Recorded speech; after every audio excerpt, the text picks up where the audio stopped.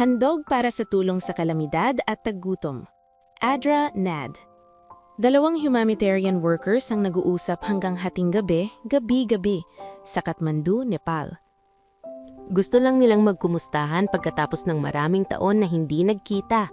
Ngunit ayaw din talaga nilang matulog dahil alam nilang ang mga aftershock ng lindol sa buong gabi ay maaaring yumanig sa kanilang nasira ng hotel.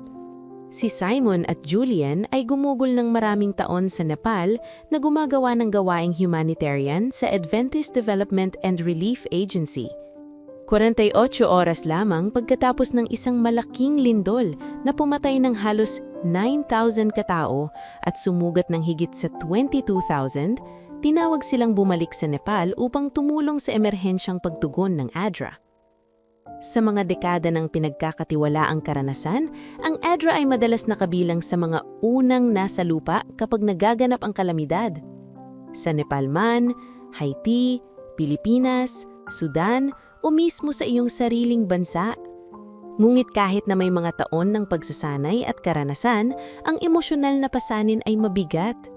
Nang gabing iyon sa Nepal, nakaramdam si Julian ng labis na paghihirap sa paligid nila at ipinagtapat kung gaano siya kawalang magawa.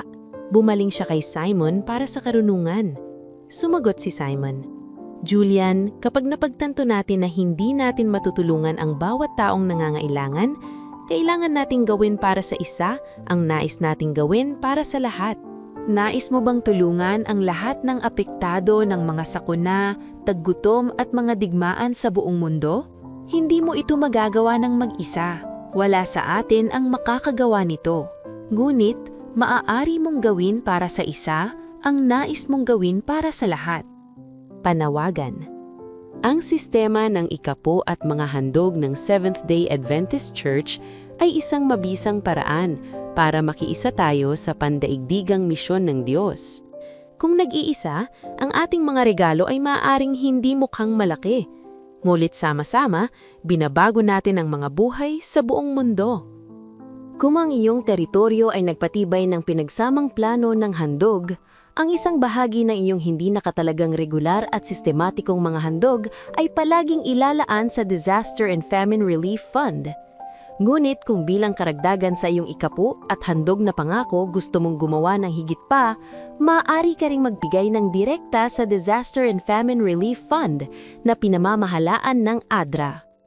Sa iyong suporta, ang ADRA ay maaaring magpatuloy na maging isang unang tagatugon, nagdadala ng pag-asa, pagpapagaling at praktikal na tulong sa pinakamaliit at nawawala sa buong mundo. Salamat sa pagiging bahagi ng mga kamay ng Diyos sa panahon ng krisis.